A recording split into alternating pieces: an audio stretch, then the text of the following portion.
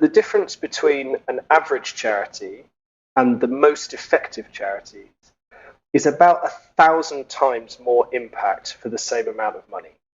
If you had two options in any economic decision in your life and you could get 1,000 times more benefit for the same amount of money, why would you ever choose anything else?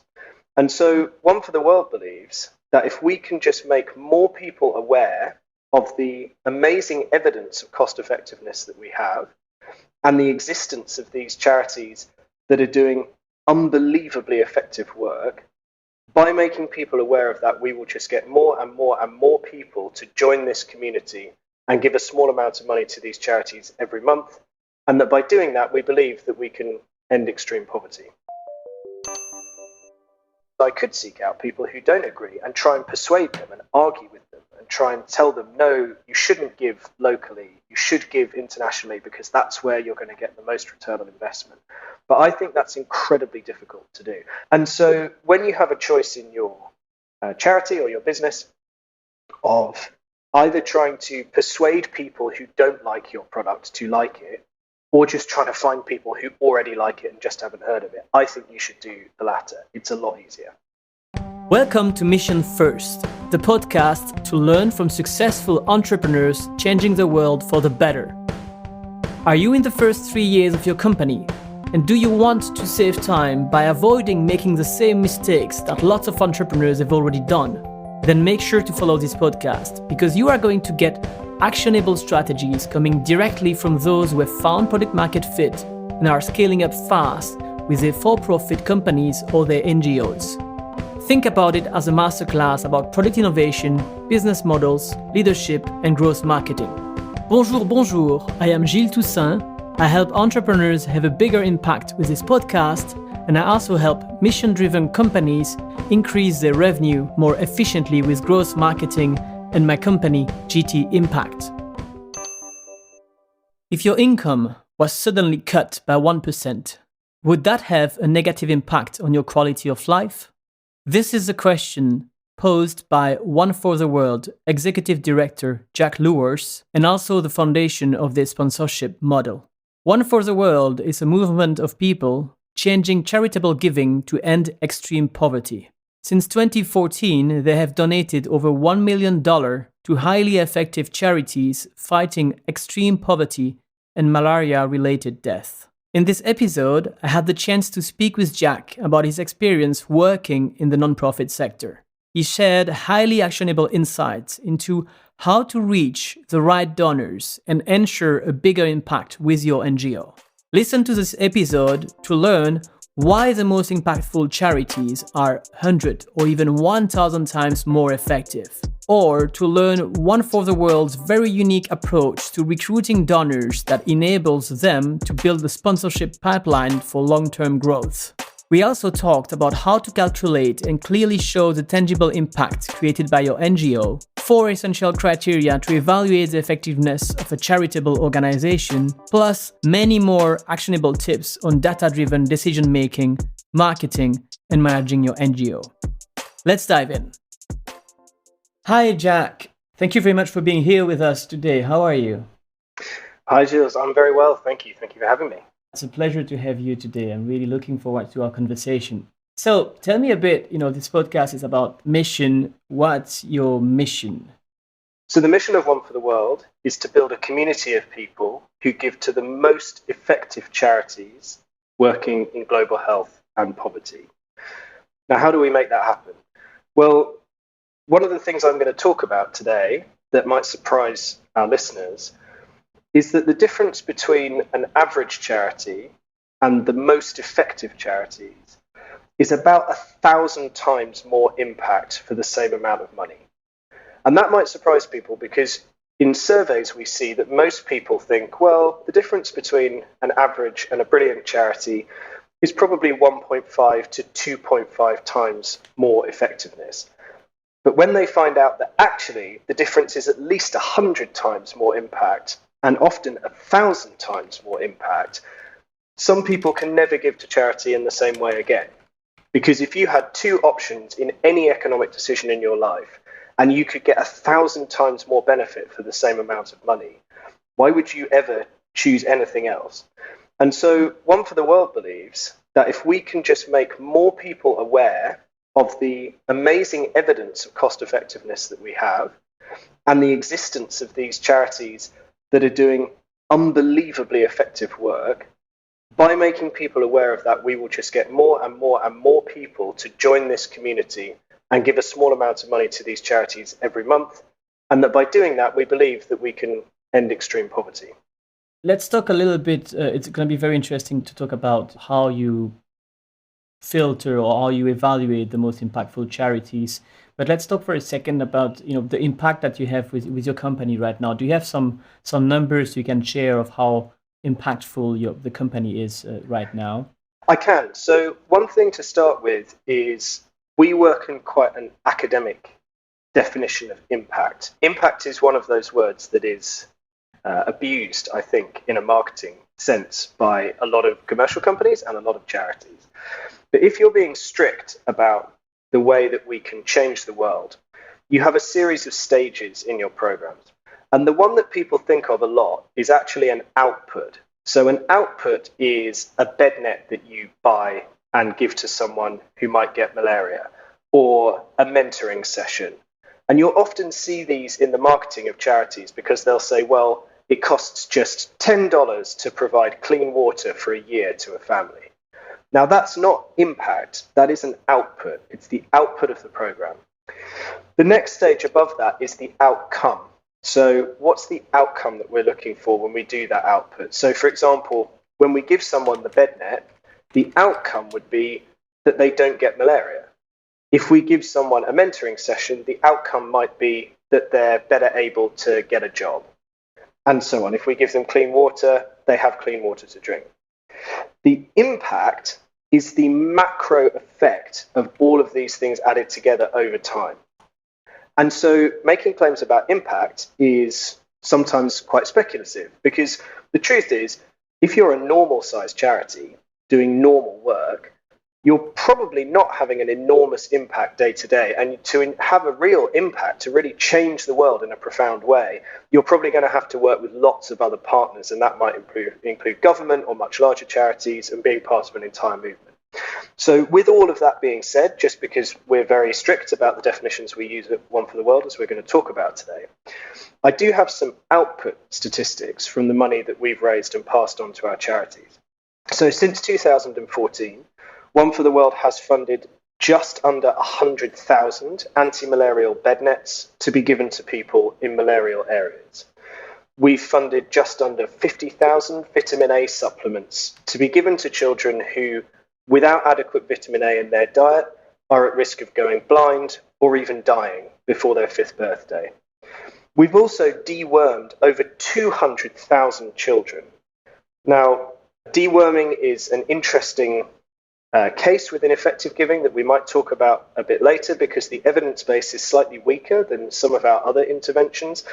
But we have seen that if children aren't dewormed, and so this means they have intestinal worms or worm-based diseases that can be very debilitating, we see that over 20 years, children who are dewormed will be considerably richer than children who weren't dewormed when they were at school.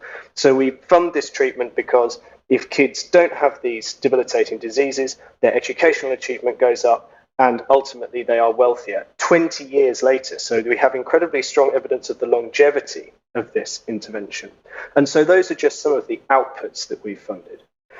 Now, if we want to talk about the impact of what One for the World is doing, well, the closest we can get to that, I think, credibly, is to talk about how many lives have we saved of children who would, or adults who would otherwise have died without our intervention. So it's not enough to just stop someone getting malaria. We need to believe that they would otherwise have got malaria and that they would have died. And so there are lots of assumptions built into this modelling. But we think that since 2014, One for the World members have saved something between about 30 and 50 lives. And that's a very conservative estimate. That's pretty important. Like, saving a life is something that has no price on it, that I really think. Yes, well, it's interesting because, even saying this, I had to put all these caveats in. And the reason for that is that the charitable sector markets itself in a way that is, frankly, fundamentally dishonest, and it relates to the incentives that charities have to try and raise money. And so some of your listeners might listen to that and think, well, 30 to 50 is not a very impressive number, is even compared to 200,000 children who are dewormed. But if you're being really intellectually honest and rigorous, you actually end up dealing with quite small numbers. Because apart from anything else, we're not just talking about, well, there were this many people in the communities that we reached who are still alive. We're trying to say there are this many people in these communities who would probably otherwise have died without our intervention. And then the second thing to say about this is 30 to 50 may not sound like much, but most people listening to this podcast, and you and me, we will probably never directly save a human life, except maybe through our donations. So we like to say, you probably never jump into a pond and pull a drowning child out of it. You'll probably never run into a burning building and drag someone out of it and save their life. But you can literally save lives by giving effectively. And you don't have to have superpowers to do it, and you don't have to put yourself in danger in order to do it. So if any of your listeners heard that and thought, 30 to 50 over 7 years, that doesn't sound like very much, I would say reframe that as how many lives will you actually save, where if you hadn't intervened, that person would have died. And I'm very proud of that record. And you can be proud. And I think, as I said, the numbers for me here doesn't matter. That specific number doesn't matter. It matters because for me it's very important. And as you said, I think nobody can, except firemen out here, and a few people can really say they are really saving lives. So any achievement on that, I think, is better than anyone can do. And then, as you said, there is an outcome, which is the amount of people you've helped with your solutions. If people want to check as well, something I can mention is like you're really transparent on your website. You have the last fiscal tax, like your tax sheet from I think 2020, which is there, where I saw that we're talking about a revenue of about like 400. I had written it somewhere here, 470,000 if I'm not mistaken. Yeah, something in that ballpark. Yeah, 457,000 euro for a charity, and minus the expenses that arrive to 206,000. And expenses are mostly like basically salaries. So how big is the team right now? So we've just grown to 4 people about 2 weeks ago, but until then, we're just 3 of us. And I should say on those financial figures, you're right that all of this is on our website, and transparency is something that we prize in charities, and so we try to model that ourselves. But there's a separate figure to the turnover of the organization. So the figures you're talking about are our operational income and expenses. So we have to raise money for our own operating costs, and then we spend money to try and achieve our goals.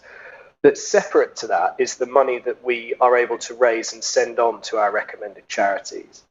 And so last year, that was about $750,000, which was about 140% growth from the previous year. And that's the figure that we focus on a lot, because in order for One for the World to justify its existence, we need to say that for every dollar that we spend on our own operating costs, we're moving more than that through to the charities that we recommend. And so last year, the ratio between those was about 1 to 1.6, 1.7, something like that. And that is actually relatively modest. We have ambitions to do much more than that. But as we had just grown the team to 3 people, now 4 people, and grown our operating costs a lot, there's going to be a lag until the revenue that we're moving to our charities sees the benefit of that new staff team and grows in the future. So, Jack, you have a specific model for the people to donate, if I understand correctly, with your organization, and that's how the name of your organization also come from, I guess. So, can you explain to us a bit more about that model?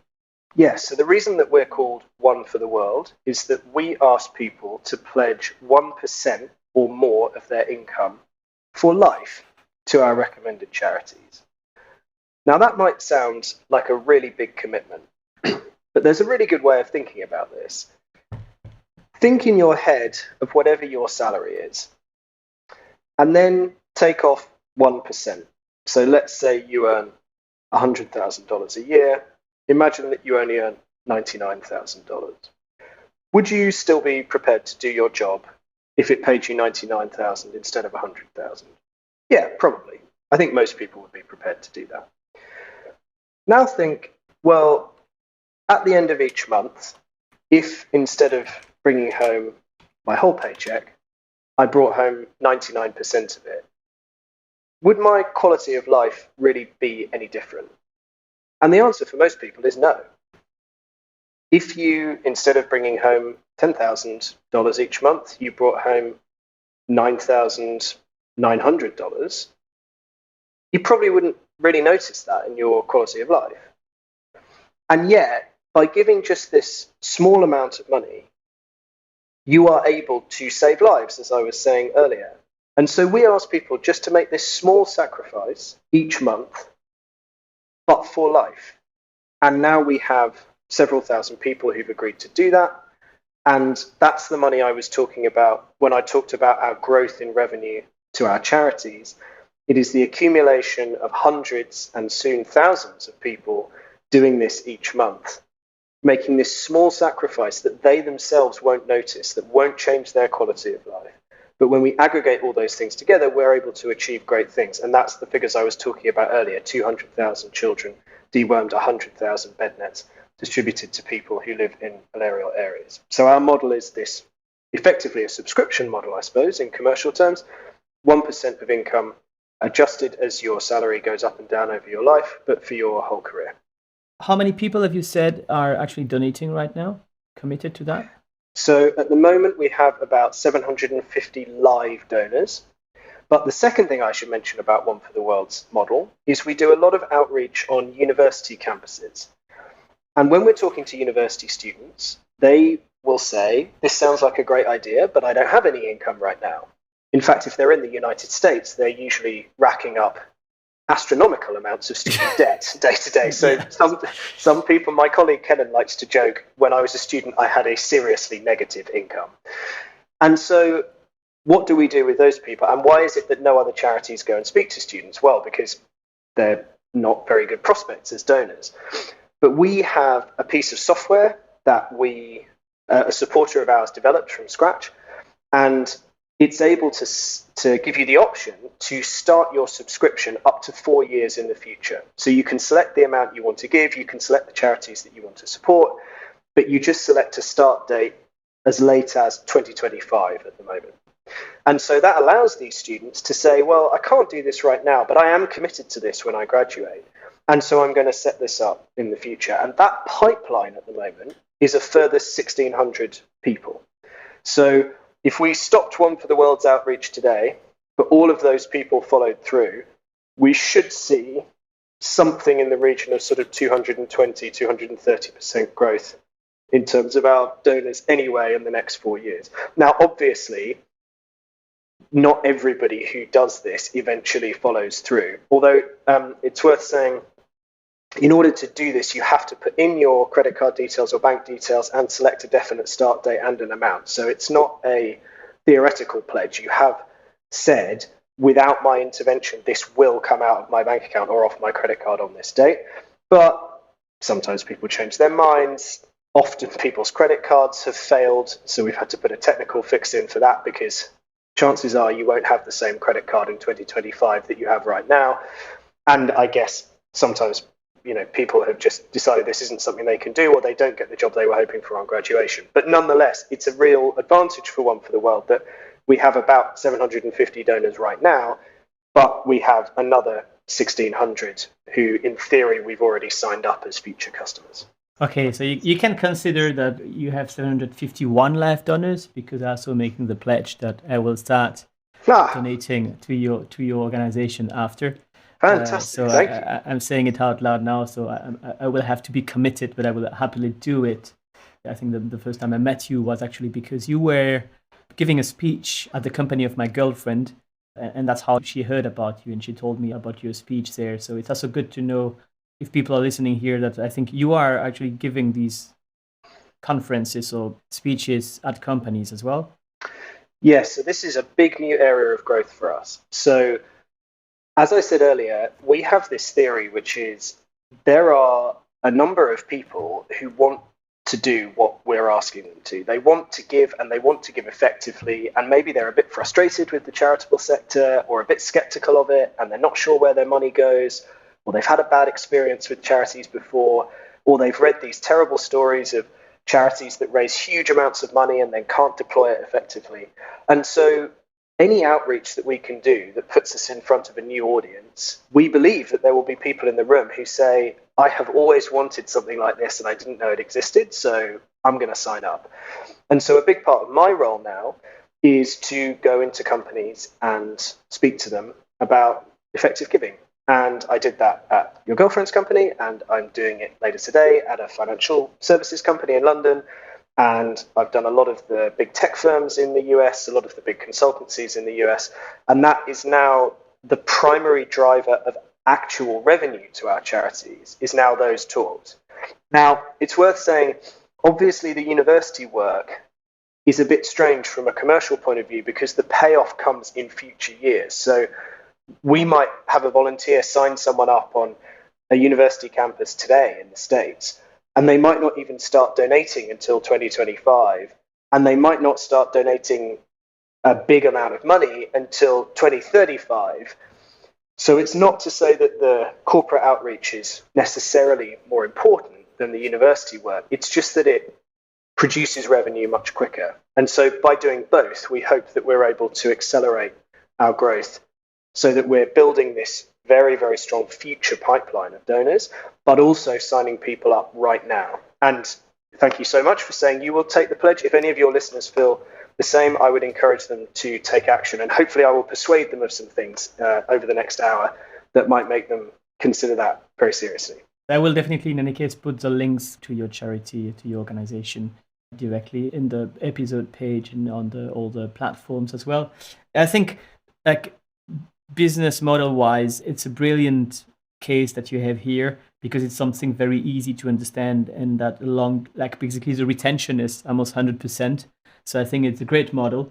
And also marketing wise, what I must say is I think you're doing the things like perfectly as well, because you're filling up the top of the funnel with your students who are not giving at you right now, but who will come down the funnel massively in 4 years' time, and then going into the B2B side where people actually, every time you get a company, let's not go into too much detail about growth with that because I think that's not going to learn anything to the audience. But I'm sure that every time you give one speech like that in a company, you are getting effectively new donors. Because if the company first accepts to have a speech on effective giving, which would be the title of it, then usually it means that the value of the company is already in a certain direction. So for sure you will get people who will be interested to donate from that company. I think one of the thing, I think maybe if you partner with banks who give all these loans to the students in America or in the UK, that would be the next step, because you will get a lot of money if you get 1% on all the bank loans from the banks for the students. Talking about what you were actually saying in effective giving, so you were explaining that you really try to evaluate the most impactful charities. So you gather the money and then you donate it to the most effective charities. I read on your website and I've learned that you work closely working with GiveWell, which is a charity evaluator. So can you explain a bit, without going too much into the details, but how this works? Yes. So our relationship with GiveWell is we think that evaluating charities is incredibly hard. It takes a lot of expertise and it takes a lot of time. And so we don't aim to do that ourselves. We said earlier we have a staff team of 4. GiveWell have a staff team of, I don't know exactly, but 40 or 50 people. And famously, they do 20,000 hours a year of research into the best charities in the world. And they have subject matter experts who do that. It's not a simple job, and it takes a lot of time and a lot of expertise. So we take their recommendations. Now, when they're looking at what is a truly cost-effective charity, they look at 4 things. So the first thing they look at is evidence of effectiveness. Does the charity use a method that actually works? So can we say with certainty that doing this thing, or near certainty, that doing this thing has a positive effect? So they review a lot of scientific studies, actually the same sorts of scientific evidence that we've just been using with coronavirus vaccines, randomized control trials. Your listeners may have heard about this for the first time in the last 18 months, but these large-scale trials where you have two groups and you randomly put people into either the group that receives the intervention or a group that doesn't, and you see what the difference in outcome is over time. So they look at a lot of these studies and they try to see whether the intervention actually works. And I'll give you an example of this. When we did this large-scale randomized control trial on education interventions, we found that giving textbooks to children in developing countries to help their education actually had no noticeable positive effect on their educational attainment at all, even though you might think it would. Intuitively, you would think, well, I learned using textbooks, and if you don't have them, that's a drawback, so just giving textbooks to children in developing countries seems like a good idea.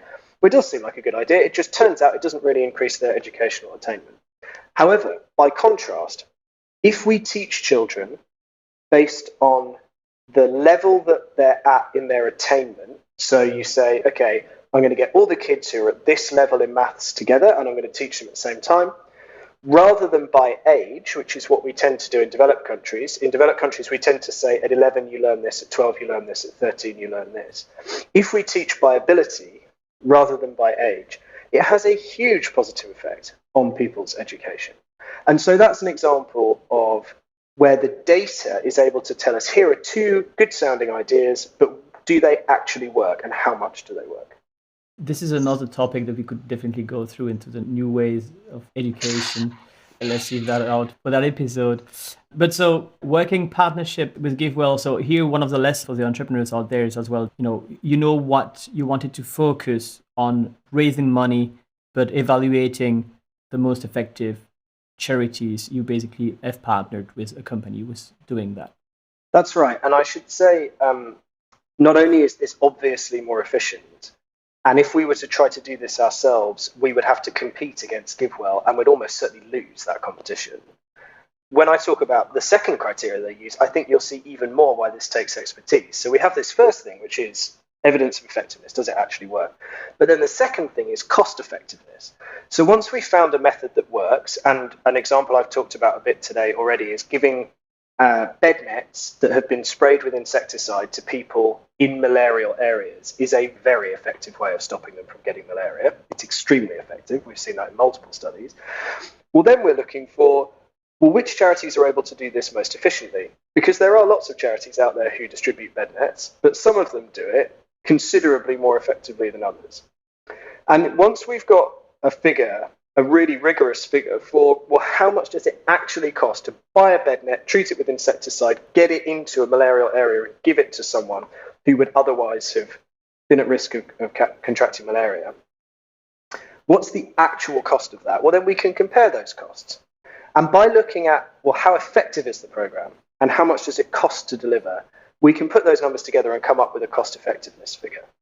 So again, an example, the Against Malaria Foundation, which is one of the charities we recommend the most, fantastic organization, incredibly effective, incredibly efficient. It costs them just over $5, $5.02, I think was the last figure I saw, to buy a bed net, treat it with insecticide, and get it into the hands of someone who's living in a malarial area. There are other charities out there who do the same thing, but it costs $11. So we're already looking at under half the price by backing the most effective, leanest charity doing this. And in this instance, the result is basically the same. The effectiveness of this program is going to be basically the same because you're giving this quite simple intervention and it's quite easy. All things being equal, you would expect distributing a bed net in a malarial area to have the same effect irrespective of who did it. And so we have this charity that's simply able to do it at twice the cost effectiveness of the next charity. What explains the difference? Is it just purely operations? Basically, yes, it's operational efficiency. So there can be lots of factors that go into this, but in the case of the Against Malaria Foundation, they have an extremely lean staff. I think they might be 4 or 5 people, and they're turning over about $100 million in donations at the moment a year, and distributing tens of thousands of bed nets, probably hundreds of thousands of bed nets. And so they're just very lean operation, but there are lots of opportunities in that supply chain and distribution model and working with local partners to create efficiencies. And so it's not surprising to me that the most efficient charity in this space is twice as efficient as the next one. In particular, by the way, because charities are not particularly incentivized to be cost effective. Now, there is obviously an ethical incentive, and I think charities take that very seriously. I think most people running charities are good people who are trying to do the right thing. But the market of charitable giving doesn't rigorously reward the most efficient charities in the same way that the commercial sector does. The commercial sector, the market, the free market, would simply reward a company that can deliver the same product for half the price over and over and over again. But because charitable giving is weird and only 3% of donors give based on effectiveness, and probably all the things I'm talking about are new to almost all of your listeners. Because of all these problems in the charitable giving market, actually we don't rigorously find the charities that can do this most effectively and most efficiently. So we've talked about the evidence of effectiveness, which is the first criteria. Does it actually work? And the cost effectiveness. So how efficiently can a charity deliver this? And then there's two other things that GiveWell look at just to round off that evaluation. One of them is, does the charity have room for more funding? So we saw a couple of years ago the Ice Bucket Challenge. You might remember this, went viral on social media. That delivered enormous amounts of money to the ALS Association in America. About 20 times their normal turnover. So I think the figure is they were given about $100 million. That I'm not very certain of that figure, you'd have to check it, but it was a lot of money came through the Ice Bucket Challenge. If you take an organisation that ordinarily turns over, I don't know, $5 million and give them $100 million, there are going to be challenges in deploying that money effectively. So what we're looking for is not these charities where if we give them a load of money, it will overwhelm them and they won't be able to use it. We're looking for charities that have room for more funding so they could do the thing they do at roughly the same effectiveness at scale quickly. And so that's why when you look at the charities that we support, they have a funding gap that they're able to put their finger on and say, look, we're doing this, but if we had 20, 30, 50 million more dollars, we could literally do much, much, much more of this work, and we could do it quickly within the next 2 to 3 years. And then finally, so we've already looked at evidence of effectiveness, cost effectiveness, and room for more funding. GiveWell just require these charities to be radically transparent. So they type up everything. They type up their entire evaluation of the charity, the modelling that they use to look at cost effectiveness, the correspondence they have with the charity, the finances of that charity, everything is published publicly on GiveWell's website. So you have to have a certain mindset to be eligible for that. You have to be prepared to undergo really skeptical public scrutiny to get onto GiveWell's recommended charities. And so those are the 4 things that they're looking for when we're trying to identify these truly outstanding, unbelievably efficient, unbelievably effective charities. When you talk about the effectiveness of the charity, it's making me think about the interview I had with Paul Watson, who just explained as well the difference between Greenpeace and Sea Shepherd. Like, no offense to Greenpeace here, but, explaining that Greenpeace has X million of euro per year, and they basically have 2 ships dedicated to the fight for the ocean, while Sea Shepherd has a 10 or 100 times less funding, but they have 10 times more ships just for that cause. And purely because he explained to me that they always relied on being an interventionist organization. So they basically, all of the money is spent on operations and very, very little part on marketing. In fact, they don't do any marketing, basically. So marketing is done via all the PR that is done organically from the company. While you also see that, and I can understand that every time, if you live in Berlin, you probably see that too, right, wherever you live. But here as a corner, I see volunteers, or maybe not volunteers, but people who are just giving out flyers for the charity every week. And I really, even though I love, like that people are dedicating their time for that, whatever it's voluntary or getting paid for it, they want to have an impact. But, being in digital marketing, for example, I know that the effectiveness of that is 100 or I don't know how many times way less effective than other things you could do, especially, for example, digital marketing or no marketing at all, but just putting that money into operations. And we know that the bigger the organization and the older, I think, the organizations, they tend to be They tend to be spending a lot of money into having just purely not operational people, but more administrative. And let me just jump in on this, because this is a great way of demonstrating two things. So the first thing is, these stats are from the UK, but I expect they go across all markets. That just happens to be where I read the report. For every pound spent on recruiting an individual donor, that is just anyone, you and me, on the street, you get about £1.10 back. So very, very, very low ROI, 1 to 1.1 ROI. And that's basically because you have all these massive brands competing for this money. When you look at other types of fundraising, I don't know the stats for digital marketing, but I know that legacy fundraising, that is asking people to remember the charity in their will, you're talking about 4, 5, 6 to 1. So there is a real a strange decision made by lots of charities to fight for the most competitive type of funding, and it's not a very good way of raising money. But the second thing is, you mentioned these two charities, the Sea Shepherd and Greenpeace. Well, let's just demonstrate how we'd apply these criteria for your listeners. So the first question that you should try to answer is, well, what is the most effective way of achieving what they want to achieve? So is it ships? Because it might be, either it is or it isn't, right? Either having these ships is a really, really effective way of creating change, or it isn't. And Sea Shepherd have kind of gone all in on that as the idea. That's what they do. So that's the first question. And I don't know what the answer to this is. I'm just saying this is how you would interrogate it. So does ships actually work? That's the first thing. Secondly, if ships actually do work, creating the change that we're looking for, how much does it cost to run and maintain a ship relative to the amount of change that it produces? So I could believe that ships are a good way of, protest ships are a good way of creating change. But I could also believe that political lobbying is a better way of preventing climate change, I should say, because ultimately, if you change the policy of the EU or the US on carbon, that probably has a bigger effect than using a protest ship. And then you'd look for, well, which organisation can absorb more funding to do more of the thing that actually works. Now, I don't know what the answer to any of those things are. I'm not a specialist in this area, in climate, but that's how you would apply these criteria to these two charities and see, well, which one do I think I should donate to? Yeah, there is so many things that needs to be done in order to improve basically the efficiency of all of this. I agree. Let's focus now on the list of advice you sent me. So thank you very much for that. So we chose the topic of how to find the right model and customer for your NGO. And for having read your advice in advance, I'm really looking forward to discuss them because I think they are super, super valuable. So let's go through them. The first one is don't try to persuade people. Can you explain me a bit more about that one? Yes, so this I think is probably the most controversial one that I put in there. But through doing all these talks, I do a lot of these corporate talks, I am skeptical that I can persuade people to change their mind very often.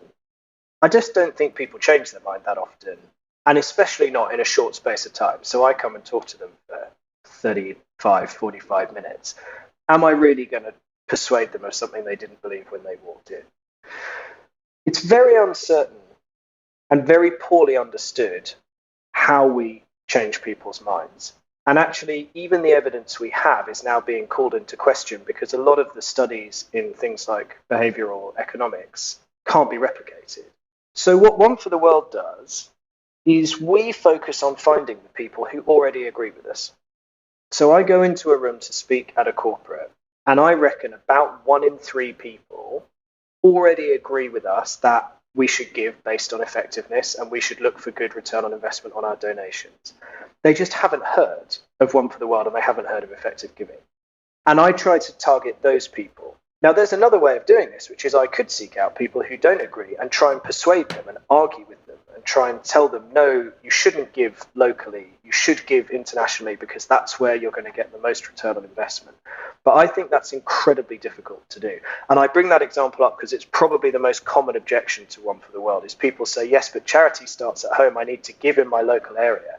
Well, that's not what we believe. We believe that you get, with very good evidence, that you get 100 times more effectiveness if you send your money into developing countries where it does a lot more. And so when you have a choice in your charity or your business of either trying to persuade people who don't like your product to like it, or just trying to find people who already like it and just haven't heard of it, I think you should do the latter. It's a lot easier. This is where the best ROI is as well, right? And time spent. Absolutely. And Okay, there may come a point where you've signed up every customer in the world who already agrees with you, and then you need to start persuading people. But by then, you're going to have entire departments of people dedicated to persuading people because you're going to be a huge company. So we'll deal with that. Yeah, but that's the basic of startups growth one-on-one. Of course, we're going to discuss in your next do's and don'ts about all the things you need to think about, like find your early adopters, and once you find them, you know how to develop to boost that part and just focus on them while trying to persuade. By the way, to bounce on the fact that you say don't try to persuade people, I read a guide yesterday about how to build trust in vaccination. It's a big topic right now with COVID. I'll put the link as well in the resources of the episode. One of the things they say, using the values of care and love, for example, to build trust in the vaccination process is way more effective just trying to delivering facts about safety. And this shows how changing people's minds is very, very difficult. But this is another topic. So the second do you sent me is do test different messages, but then settle on one. So tell me more. Yes, so this is probably an example of do what I say, not what I do, because I think One for the World has lots of work to do in this area. But there are probably lots of ways of describing what you do as a company, or especially as a charity. I tried out some earlier. I tried different bits of different ways of describing what One for the World does. And even if you just ask your staff to write down what it is that your company does, and these are people who should really know because they work for you, you'll probably get quite a wide variation in the way that they describe the company or the charity. And of course, sometimes we want to use different messages for different audiences. So it might be that we have one audience that we're targeting who really respond to, so take One for the World. We might have one audience that really respond to the thing about effectiveness. They really want charities that are effective. But we might have another audience who really like the idea of giving 1% because it's affordable and it's regular and happens every month and it feels like a good commitment to make. So we might want different messages for them. But ultimately, what we need to do is test which messages motivate which groups, and then focus on the most valuable group of supporters and double down on that message. Because I think what a lot of charities do, and I think One for the World does this too much, we try to appeal to everybody all of the time. And you can't do it effectively. You need to have targeted messaging that is picking out the audiences where you're going to get the most return on investment. And so I think it's great to test lots of different ways of describing what you do, but you ultimately want to zero in on one or two key messages that you can deliver really simply and then hammer those messages over and over and over and over and over again. Now, as I say, I don't think One for the World is there yet. We've just hired a director of communications to help us do this a lot better. But if you combine this with don't try to persuade people, just look for the people who already agree with you. This is basically product market fit, which is something your listeners will be familiar with, I'm sure. And there's a great blog by the founder of Superhuman that people should look up on product market fit. But basically, find out what appeals to the people who really like what you do and then double and triple down on that and look for more of those people. Don't try to design a product that's going to appeal to the people who are lukewarm about it. Find the fanatics and focus on them. Exactly.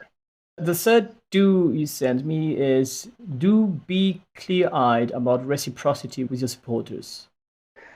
Yes, this is particularly applicable to charities and social impact startups because I was the first member of staff at another charity in the UK nearly 10 years ago, and I saw this happen there, and I've seen it happen at lots of other charities.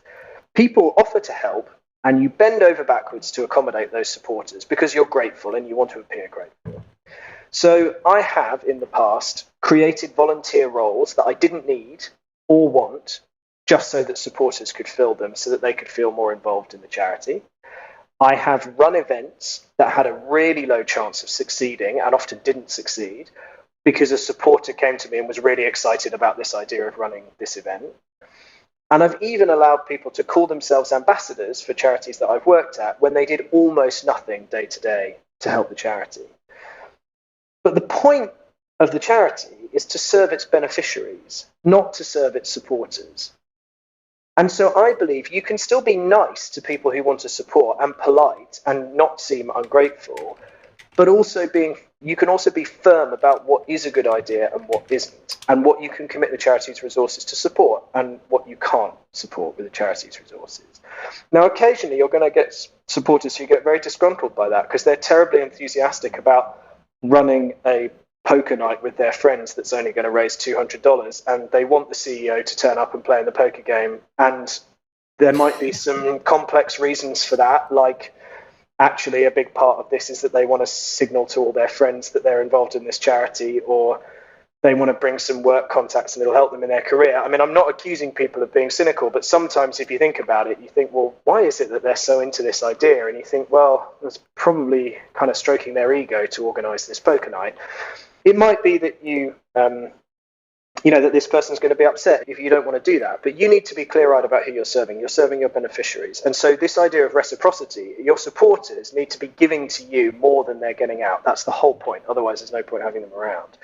And in my experience, the supporters who have a problem with you saying, I really, really appreciate it. I love how excited you are with this. Right now, I don't think this is a big priority for us, and I'm not sure we've got the resources to support it. If people have a problem with that, they're probably not the type of supporters that you want. Now, very occasionally, you might do something you think is a bad idea because you're humoring someone, but you think ultimately by humoring them, you're going to serve your beneficiaries better in the future. And the classic idea of that is, or example of that is, you have an ultra high net worth donor who's giving you a lot of money and they really want to do something and you don't think it's a great idea, but you're like, well, I'm just going to do this because I know they're going to write me a check for $100,000 at the end of this year, and keeping them happy is a good way of doing that. And so ultimately that's going to serve my beneficiaries better. Well, that's okay if you make that decision. But it's not okay to think this person who gives $20 a month and seems like a nice person and maybe in the future will be helpful to us, I'm just going to run this poker night for them to keep them sweet. That is a terrible decision, which I've made over and over and over again, and I've always regretted it. How do you define supporter here? Because I think it's not donator here. Is it like a volunteer? Is it the definition of a supporter for you here? Well, it's a very interesting point because I have always felt that all supporters should be donors. If you like this charity this much, surely the first thing you should do is set up even a small donation each month. We had this so often at this other charity that I work for, where we had people who did really, really, really lucrative jobs who said they loved the charity and lived and breathed it. And if they cut themselves, they bled this charity's name out of their veins. And yet they didn't give each month. Well, those two things are completely in conflict. But yes, you're right. What I mean by supporter is someone who's willing to volunteer time or try to help the charity to do its job better or raise more money or whatever. And so you do need those people. They are useful to you. You find a good one and they'll provide you 10, 20, 30 to 1 return on the time that you put into managing them and supporting them. But often people want to be a supporter in that volunteering time sense. I think because it pays them back a lot more, they get to feel good, it gives them a purpose, it's something they can do outside their job, it's something they can tell their friends about, something they can tell their work contacts about. So people really want that role. But if anyone's going to do that, they really need to be donating. And also, you need to be clear about the costs of supporting them with your time and resources and how much you're going to get back from that. When you said this is specific to charities or NGOs, I really believe there is a parallel to do for any person growing their own startups or their own business in here, because at the end of the day, you're talking about people who are working basically working, spending their time for you, and it's the same thing in a startup. A lot of people are doing a lot of different things at the beginning as well, or when you start to hire and grow, like hire more people, and you want to give freedom to the people. It's a leadership thing that you can do, is to give people freedom to go in all directions. But at the end of the day, there are some points where some actions are not efficient at all. And then this is a part about, we all tend to do that. By nature, we tend to go in a direction where it's something that we like to do, or it's something that we're good at. But most of the time, the problem is some people really like to do something, and it's not the thing that is most efficient for the company. Maybe it's also efficient for the person as a feeling, but it's not for the company as a whole. So I really think that's something that can be taken, is when you have a team, you can give freedom to people, but it's very important to measure and to evaluate what are the actions of the different people, and to be able to say, yeah, actually this kind of partnership, we're going to do it now, or this kind of job we're not going to focus on, or this channel on marketing, for example, we tried it, but it doesn't work. And I think one of the way to do that in terms of measuring, and I think you're going to talk about it just after, it's also about measuring KPIs. When I was a CMO at iMusician, was really good at that. Say, I don't want to have a new project starting if we don't have a goal in mind and a clear KPI on how we're going to measure its effectiveness. And then you can give like freedom to the people and say, yeah, just tell me what you're going to do, tell me how you're going to measure it, and then just start with it. And then in 1 month or in 3 months, you can measure and say, yeah, it worked out. Let's actually go all in on that. Or, yeah, let's stop it because it doesn't work. Absolutely. And just thinking in the commercial context, because you probably won't have that many volunteers in a commercial startup. But what you will get, I think, that I've always seen happen is people who want to advise you. Because everyone who works in a full-time job likes to think that they're an entrepreneur, and they like to dabble in being an entrepreneur. And the way to dabble in it without taking any of the risk or having to work 100-hour weeks or any of the rest of it is to mentor a founder. Well, that's just a classic example of someone who's trying to do a nice thing, but are they actually going to make you do your job better? And if they are, then great. But if not, do you want to spend an hour a month talking to them and getting their advice if it's not really helping you? Now, it might seem kind of mean to say, well, it's only an hour a month, and they're a nice person. But really, unless you're getting something back on that, don't do it.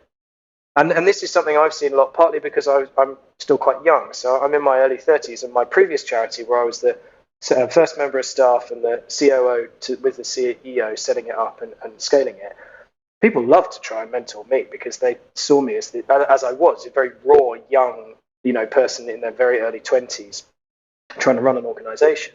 But ultimately, 1 or 2 people gave me great advice. And many of them, I think the mentoring sessions that they wanted to do were about making themselves feel better and getting to opine on things outside their usual job. That wasn't an effective use of time. And I was time poor, like everyone who's running the business. I was extremely time poor, and I could have used that time to do something else. I hope people working with me won't think that. That's also called about like skin in the game, right? Like when people have skin in the game, this is also something that I try to do, for example, when I worked with startups. Everyone wants to get paid for the experience as well.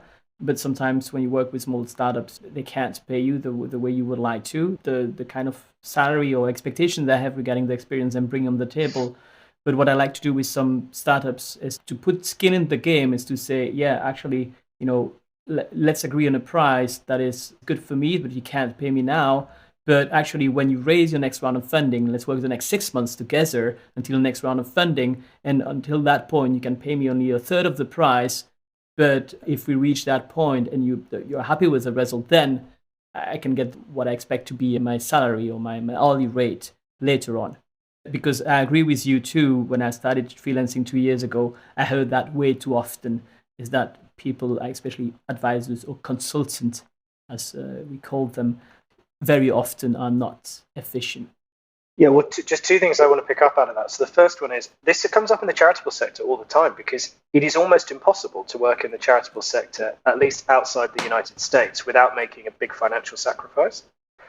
Everybody who works for you is giving up money that they could earn doing something else. And so you need to reward them in some way. Now, you're probably not going to be able to use that model. I think that's really smart, the model you just talked about in a commercial setting, but I can't say to my staff, do your job well now and I'll pay you double in 5 years' time, because that's not really how the non-profit sector works, unfortunately. I mean, look, I guess if we carry on growing 140% a year, everyone's salaries will go up. But can you just a question here? I know, for example, in Germany, I talked with the NGO founder who also told me that, for example, as a CEO, she can't be paid more than 5,000 euro a month. Is there something like that in, I don't know where your company's set up, like has been incorporated? What's your view on that? You seem to be doing a tremendous job and for the charity right now, and you were not the founder, or you were a member for a long time of before becoming the CEO of One for the World. Can you get paid, like 100,000 euro, like a normal CEO would be paid, or even more, for the company if you manage to grow the company 5,000% within the next 10 years? Yes, you can be. So there's no legal limit. I mean, our charity is incorporated in New York, and if you've ever been to New York, they don't set caps on the amount of money you can make in that city, noticeably. I have very strong views on executive pay within the charitable sector that people may think are a conflict of interest because I work there. But you're not going to solve the biggest problems in the world without getting really talented people to work on them. I think just about everybody who works in this sector accepts that they're going to sacrifice some of what they could earn in the private sector to work in it. But I find it kind of bizarre that we say, I want you to cure cancer, but I don't want to pay you more than €5,000 a month to do it. And actually, there is no consistent way of working out what people should be paid, right? If you actually try to analyze the salaries that people earn, there is no because there's always some justification, but you can't apply it across different things. So, well, I'm a doctor, so I trained for ages. Okay, but that person's an academic and they train for ages and they're paid a tenth of what you are. So it's not how long you train for.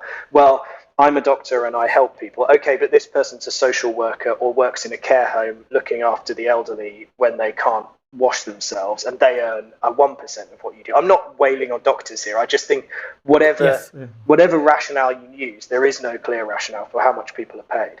But I do find it really perverse that we as a society are happy for hedge fund managers to earn more than the GDP of a small country, and yet we think that people who are trying to cure cancer should be paid a maximum of €5,000 a month. I believe that we should try to encourage the most talented people in the world to work on the biggest, most difficult problems in the world to try to solve them. I think that's good for everybody. And I think that part of encouraging them to do that is paying them well and giving them a comfortable life. All that being said, I have some ethical concerns about people who are paid seriously large amounts of money. I'll give you an example in the public sphere. David Miliband, who used to be a politician in the UK and now runs, I think it's called the IRC, the International Rescue Committee. I will briefly look that up while we're talking. He is paid, I think, something like $800,000 a year. There has to be some upper cap where you are, I've just found this, $900,000. Is he even 100% on it? Yeah, he is, yeah. And I'm sure he's really good at his job. But I feel like there's a point where you have a comfortable life, a really comfortable life, and don't want for anything.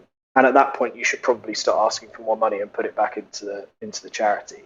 But leaving those boundary cases to one side, I probably shouldn't have mentioned that because your listeners are probably now thinking, oh, I can't believe some charitable CEO is paid $900,000 a year. That is not typical in this sector. Broadly speaking, I think we should try to pay people enough to work in this sector that they have a comfortable life and they're incentivized to stay in it for a long time and to become expert in doing what they do. And if people are sitting there thinking, no, if you work for a charity, you shouldn't earn more than €60,000 a year, I would just challenge them to justify why we are happy for people to earn more than that to do things that have no noticeable positive effect on society, or maybe make it much worse, which is what lots of people's jobs seem to do. I mean, I agree 100% with you. Of course, everything is down to the money that is made by and brought in the whole economical system. But that's also a reason why I think if you have a charity which is 100 times more efficient than others, because as you said, you bring super talented people in it and you will retain them, these people needs to, if they were in the private sector, they would get paid better because they're doing a good job. And this is a good way as well to say, and I have no problem at all giving money to a charity where I know that people are very well paid because they're doing an awesome job. If I compare that to giving the money to a charity that I know making a job 100 times less efficient than another, because the people are paid 100 times less, everything is linked together, right? It's also about the training you can do. If you want people to be effective in your company, you want to be able to train them. If you want to be able to train them, you need to have money, you need to spend money for that. So all of that to say, I agree with you. Let's move to the next. Do you have? I'm just going to recommend something to your listeners here. There's a TED Talk by a guy called Dan Pallotta, Pallotta, called The Way We Think About Charity is Dead Wrong. Listen to it. It is so interesting about if you want to solve massive problems, you should invest lots of money in doing it. And honestly, I can't recommend it too highly. People should listen to this TED Talk. Okay, I will put it in the resources as well. Let's move to the fourth do you send me, which is do measure your ROI. So yes. So perfect move. Yes, and this relates exactly to the conversation about salaries. In my experience, charities in particular are really reticent to measure how much time and money they spend doing things and how much return they get for that. Now, that goes for the simple transactional things like fundraising. So, well, we talked about the poker game earlier, the theoretical poker game. If this event like is the fun, theoretical poker game. yes, It doesn't seem personal at this all. sounds like some sort of philosophical physics experiment, doesn't it? We've done Schrodinger's cat, now we're doing the theoretical poker game. Anyway, so an event might be really fun for people to attend, but how much does it cost to put on? Both in direct costs, so literally hiring somewhere to do it and providing food or whatever, but also in time. How much time does it take your staff to put on, and what does it raise? Now, even that, which sounds really simple, lots of charities don't really want to do that. They're like, oh, yeah, but it's fun. People like coming to the event. What people will often do, this is a classic. I've had this a lot in my career. Well, it didn't raise that much money, but it raised a lot of goodwill. Oh, great. Well, I'll pay the staff in goodwill next month, shall I? That's really helpful. Someone once said to me, you shouldn't fundraise, you should friend raise. That is nonsense. If it's a fundraising event, it's there to raise money. I can't pay people in friends. So anyway, so on the transactional stuff, measure your ROI, but also try to apply this to the impact of what you're doing, which isn't normally transactional. So a question for one, well, how many lives did we change with this program? Most charities can't answer very basic questions that would help them to work this out. So these are questions like, is what we're doing having a measurable, sustained, positive effect on the problem? I kind of throw this back to your example of the Sea Shepherd. They probably have, because they seem like quite smart people, but are they really sure that running those ships is actually genuinely making a change in the problem that they're trying to address? Or do they just hope it's going to make that change? Secondly, is what we're doing the best way of creating this change? And why? And in my experience, the answer to this is usually, yeah, it definitely is the best way of doing this, because our founder, who has absolutely no lived experience of this problem, thought of it over breakfast one day and set up a charity to do it, and now we will work for it. Now, that is not a strong theory of change, but that is what happens a lot in the charitable sector. And in the commercial sector, by the way. If you look at Y Combinator and the commercial startups they are founded on hope, not on evidence, but anyway. And then finally, if we're really sure that we're making a difference, and we're really sure that we're using the best possible method to do this, is the way that we deliver it the leanest possible way to do that delivers the best value to our donors? Now, you can't expect every charity in the world to answer these questions using these randomized control trials, which are very expensive, and you need to be operating at very large scale to do them. But there are loads of tools out there that will help you track how much time you're spending on things. And it's very easy to track your direct costs. I mean, even a simple Excel spreadsheet will help you say, well, I put on this event, how much did I spend on food and venue hire and, people to staff it. That bit's very easy. And so if you can put just a bit of time into thinking about, well, how do we track the impact of what we're doing? And by the way, what most charities do, which is they survey people 1 week after an event or a program or a mentoring session and say, do you think it helped you? Which is not a very high standard of evidence. But if you can put a bit of time into thinking, well, how am I going to try and track the impact of what I'm doing? Then you're going to start to get some idea of the ROI of what you're doing. And once you've got that idea, then you can start running split tests, A/B tests, and mixing up one thing, changing one variable, and comparing the difference. And then you get into this virtuous feedback loop. Any of your listeners who've read Lean Startup will know about this. You get a small amount of data, you go where the data tells you, and then over time you get more data, and you refine and you refine and you refine. But I think most people, probably in commercial businesses as well, actually, they do things on faith rather than on evidence, because measuring the ROI of what you're doing is hard and it's scary. It's hard because it can be hard to track, well, how much time am I spending on this and what's the exact benefit of what I'm doing? But it's also scary because you might have to say, this thing that I thought I was going to do with this company, I can't do anymore. I need to stop it completely and do something else. And that's very scary to people. But ultimately, by not doing these things, you're just delaying the inevitable. I mean, there's this classic thing Donald Trump said, I don't want more tests because then we'll have more cases of coronavirus. Testing people for coronavirus doesn't give them coronavirus. They have it whether or not you test them. Well, by the same token, you might as well find out whether your program is efficient or your company's doing something that people actually want to buy early rather than later. Big criteria coming into that play, especially for charities. It's also the fact that lots of money comes for free. especially when thinking about grants, for example, when you have money that comes where you didn't directly put effort except maybe applying for them, and then I have 10,000 to organize that event, then I'll organize that event, which is completely different than saying, okay, now I'm putting 10,000 euro off my own pocket to organize that event now. So in that case, you're a bit more cautious usually about the ROI. Yeah. Last do you send me is do set aside time for management. Very important point, I guess. This is my my hobby at work at the moment, is thinking about managing people. And the more I look into this, the more I think that 90% of people who are supposed to manage somebody else don't really do any management at all. So the most basic form of what we call management is someone who already has to work a really demanding job, and then every now and then carves out an hour to sit down with someone else and tell them to do things as well. And that's it. They just give them task delegation. Basically like an in-person version of Asana or Trello, if you've ever used those. And that's not management. That's just assigning tasks. And because they already have a full-time job and have no time to think about it, they do that in the most efficient way possible, which is just to sit down and just tell this person, right, do this, and this. Is that clear? Right, thanks, off you go. Management, for me, is about getting the maximum return out of the people who work for you, for the organization. And if you just think about the amount of time you have, which is finite, there is a limit to how much time you can spend doing something in a week, and the amount of time that 1 or 2 or 3 or 4 people who work for you have, you get a multiplier effect on your time if you can get those people to work more efficiently using some of your time. So that's probably quite hard to follow. So think of it like this.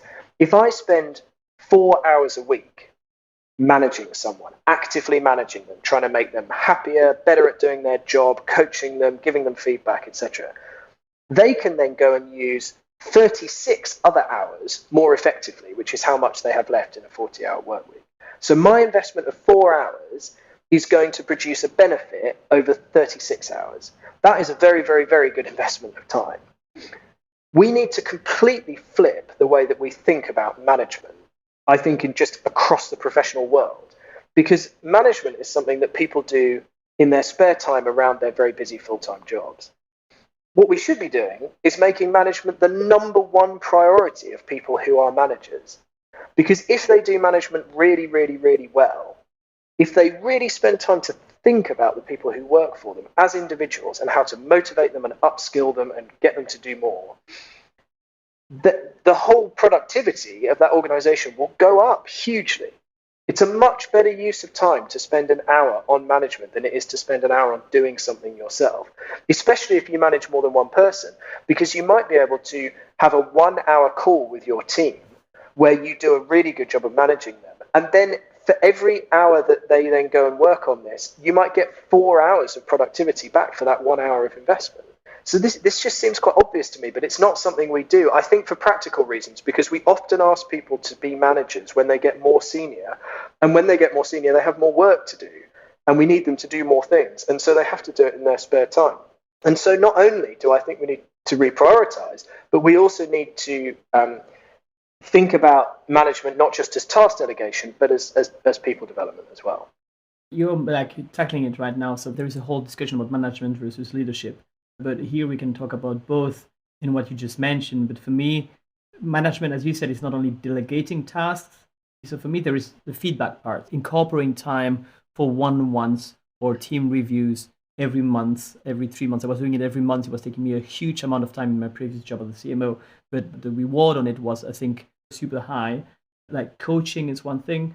Having a clear vision as a leader in order to be able and explain it, not only have it for yourself, and then career development, evaluating the hidden being. If you spend time with them, you'll be also able to evaluate the hidden skills and also talk with them to know where they want to go. Among these things, are there other criteria than that you consider being important in what you explain being management in that case, apart from just delegating tasks? there's something that cuts across all of those things. All of those things sound great. I think they should all be done. But there's something that cuts across all of them, which is, and this goes back to my first point. So my first point was don't try to persuade people, right? What a lot of people do is they communicate with other people in the way that they would find most persuasive and most effective if people were communicating with them. So they think, right, I need to give this member of staff feedback. And I know that if I was getting feedback, I'd want it to sound like this. So that's how I'm going to say it. But actually, of course, what we should be doing is thinking, I'm going to give some feedback to Gilles. How am I going to phrase this in a way that resonates with him, that lets him know most clearly what I'm trying to say to him, and that communicates with him most effectively? So not what would persuade me, Jack, that I need to do this thing better, but what's going to persuade him, Gilles, how to do this better? I noticed when I look back on my management in my last job, where I was seriously overloaded with work. When I left, I was replaced by 2 full-time hires, to give you some example of the amount of stuff I was trying to do. What I noticed was, when I then tried to manage people on top of that, I just defaulted to whatever mode of communication would work best for me, because I didn't have time to think about it. And that meant I managed people who were like me brilliantly, and I managed everybody else horribly. Because as long as they responded in exactly the same way that I would respond, as long as we had the same personality type, it was great. But for everybody else, I just wasn't speaking their language at all. And so I think it's not just about, okay, we have this hour every week when we're going to talk, and we have this quarterly review every 3 months, and we have this team call on a Monday, and so on and so forth. It's also about, well, when I'm in that time, what preparation have I done to try and communicate most effectively? And by the way, again, I think this is a problem, which is when we have very overworked people and we ask them to manage, they may diligently put an hour of management time in every Friday to meet with their direct report. But if they start thinking about that 30 seconds before that session starts, they're probably not going to do a very good job in that hour. Now, there are probably people listening to this thinking, yeah, fine, I agree with that. But I mean, put yourself in my shoes. How am I going to, I can't carve out an hour just to think about how to manage people. Well, I'm sympathetic to that.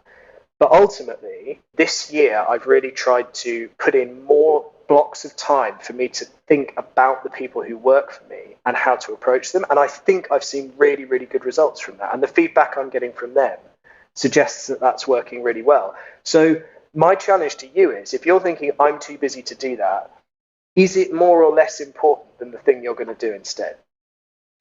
Because the chances are, if you upskill the person who's working for you and motivate them and speak their language, they can probably do the work you were going to do in that hour for you.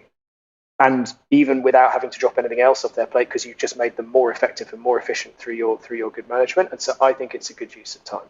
But that's long-term return on investment. And that's what people have to understand. If you only prioritize short-term thinking and return, then you won't be able to have an efficient strategy on the long term. And for me, what you explained me really resonates with me as something that you need to invest the time now. And as you said, taking that hour to prepare the meetings, the way I was also spending like almost 1.5 days in one-on-ones with my team every month.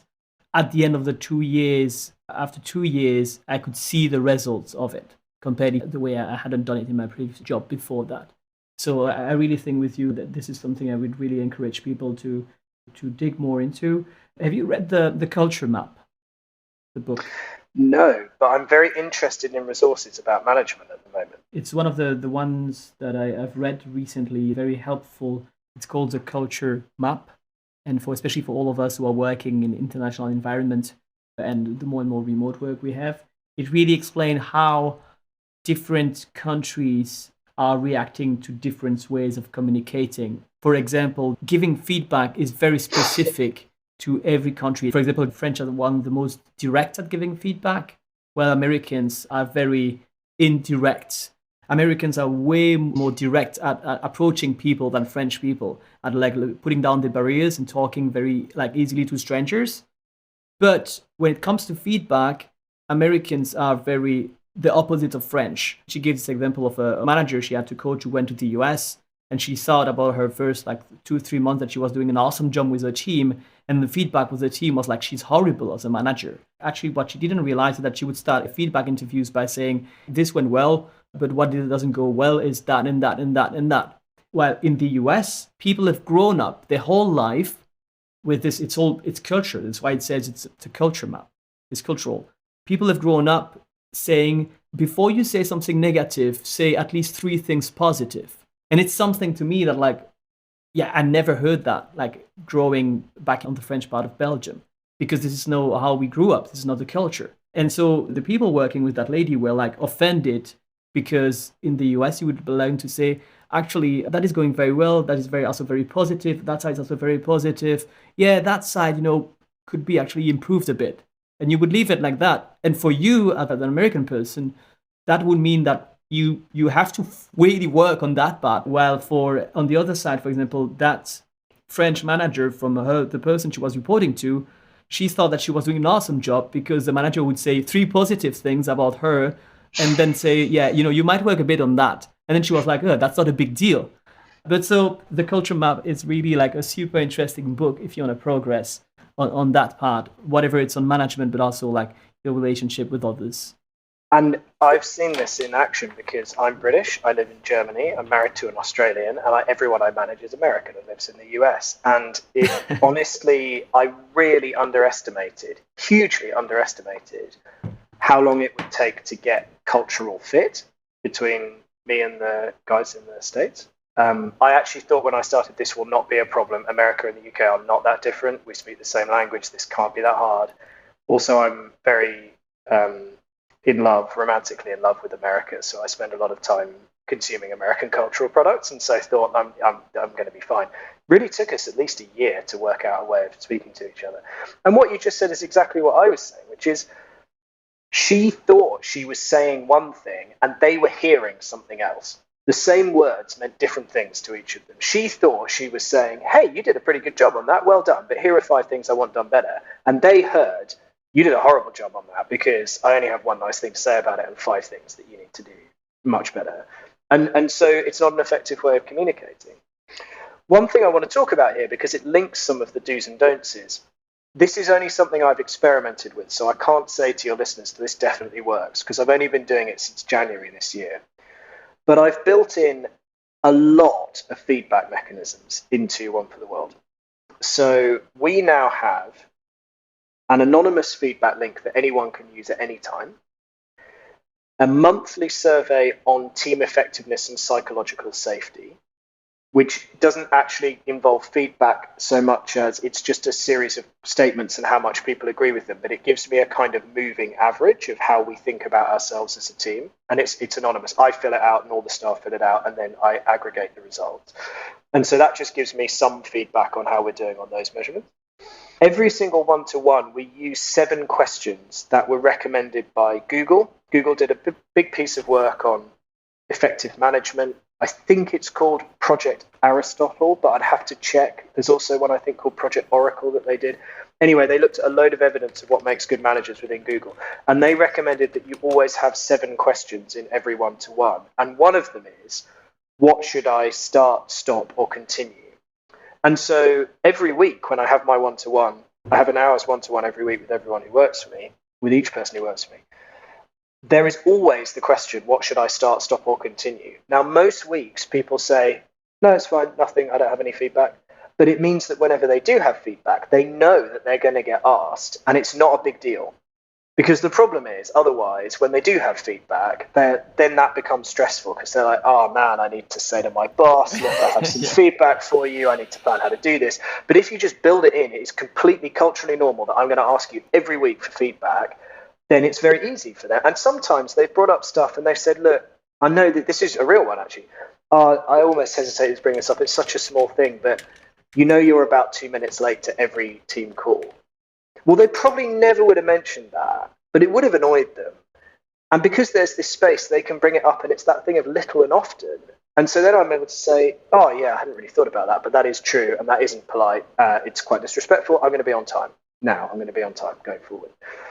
And so if you add all of these things together, and then every year I have full 360 feedback as the executive director, so the board, outside supporters, and all the staff give anonymous feedback to the chair of trustees, and then that's delivered to me. If you add all these things together, that's a lot of feedback mechanisms. some people might listen to that and think, well, that's too much. You don't need that much. Well, people don't have to use them. But having all of them means I think I get more higher quality feedback than most people who are managing in their jobs. And I'm sure that makes me a better manager. Hearing regularly from the people. It's a bit like your customers, right? You want feedback from your customers to make your product better. Well, the people who work for me are basically the customers, and I want to hear from them how I can do that better. And so I hope that I'm at the start of becoming much better than average at managing people. Build feedback mechanism. That's one of the best things I've heard since a while, Jack. I will ask you after this interview to try to find the 7 questions by Google. It'd be great to share the resource as well. Let's move to the questions I like to ask everyone. What is the best advice you've been given as an entrepreneur? Every time you're going to do something, think, am I the best person to do this? And if the answer is no, get someone else to do it for you. Very good one. Which book would you recommend entrepreneurs like you to read? So I'd love to have your management resources here, but also anything else. Yeah, I have so many. Okay. For running your company, that is for the kind of operational side of what you do, read Lean Startup.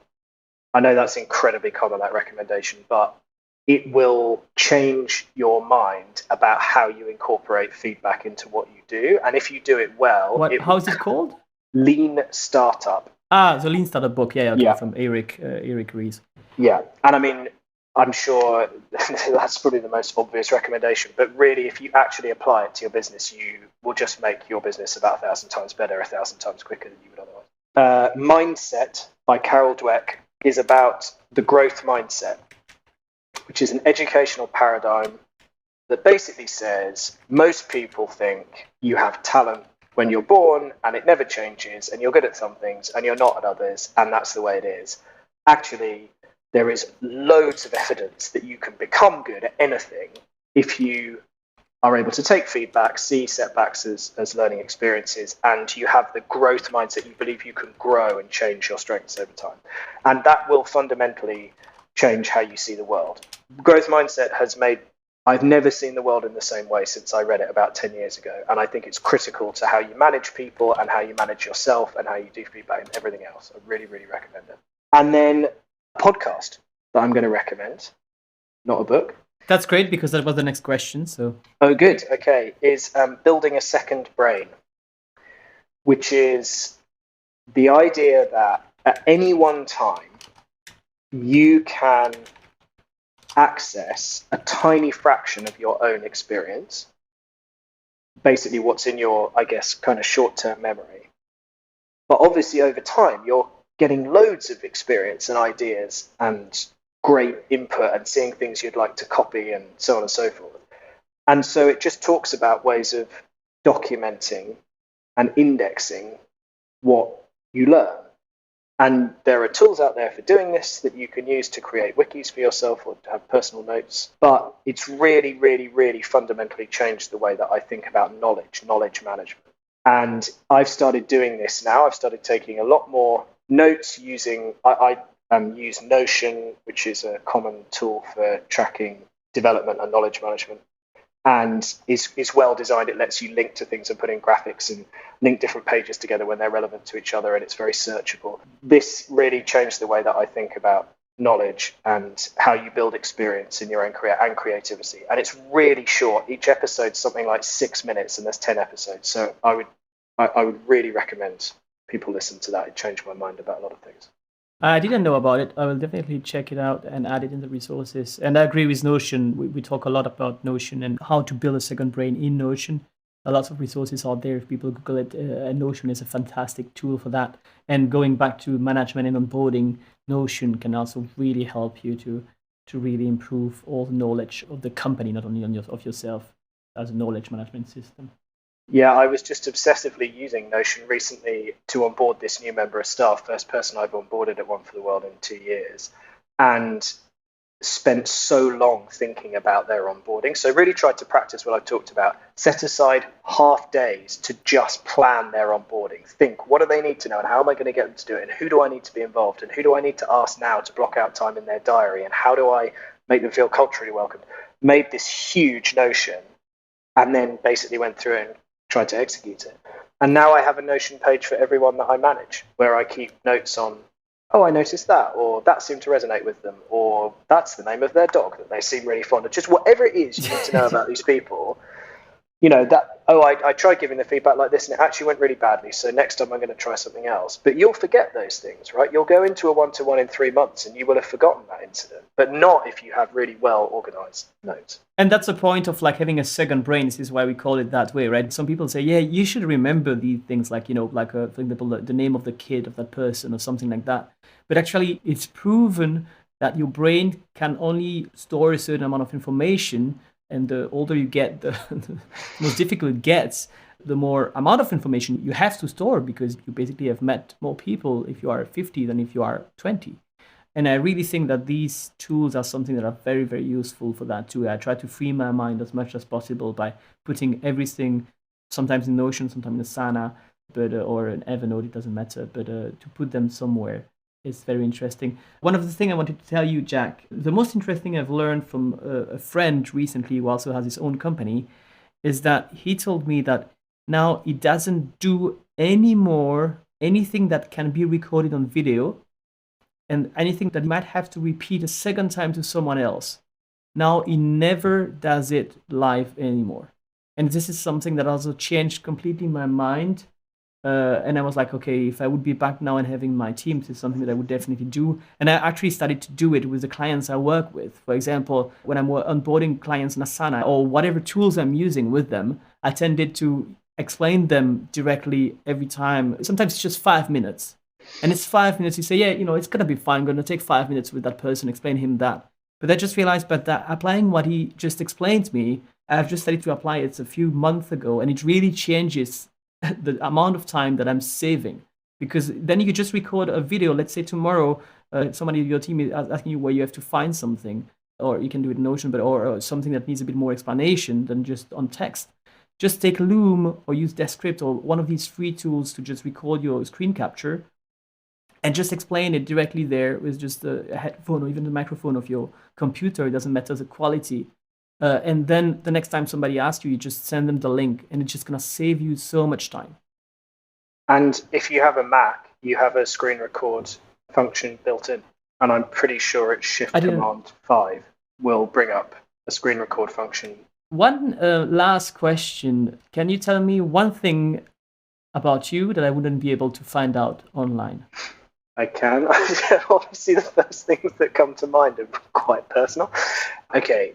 I used to hold jointly the world record for playing rugby continuously for the longest time. So the charity that I used to work for used sport to help people who were unemployed and at risk of being excluded from school, especially rugby. And a group of us played full contact rugby under normal rules for 28 and a half hours continuously, and broke the Guinness World Record. It was awful. Yeah, it was absolutely awful. It is fair to say, after the first couple of hours, the standard of the rugby declined a lot. Thank you very much, Jack. Thank you very much for sharing that specific episode of your life with us, but also for sharing all these massively useful advice today and your experience. Now it's your time. Before we finish this episode, what is your ask? I will of course share the link to your LinkedIn page, the charity website, so One for the World. Is there anything else you want to ask your audience right now? The ask is very simple. It's the same ask we make of everybody. If you believe that you can survive on 99% of your income, please give 1% of your income through One for the World to the most cost-effective charities in the world. We don't take any money out of your donations. Once it reaches us, we pass it on in full to these amazing charities. And you can save lives right now without having to change anything in your life. If you go to our website, which is the number 1 for the world, number1fortheworld.org, you'll be able to see different donation options. And if you live in a country where we don't personally accept donations, we know someone who does, who will also pass on your donations in full to these charities. So anyone who's interested in doing this, we can help you to do it. I promise you, you will be no financially poorer, but you will be spiritually and ethically so much richer if you do this. Thank you very much, Jack. As I said, I will be the one starting it too after this episode. So thank you very much for your time. Have a great day. I hope to meet you soon in Berlin because you're in the same city. Finally, to meet you in real life, and all the best with your company and with the massive impact that you're having on the world right now. Thanks so much. I've really enjoyed this. Thanks very much for having me. If you like this episode, you can share it with your friends because sharing is caring. And you can give it a 5-star on Apple Podcast because this really helps to make it more visible to other entrepreneurs working on a better future like you. If you are busy and might not have the time to listen to all episodes of this podcast, just a little tip. Sign up for my newsletter on gtimpact.com. You will receive the summary of advice from each episode, and you will get personal recommendations on which episode you should focus on depending on your current challenges, your industry, and your startup stage.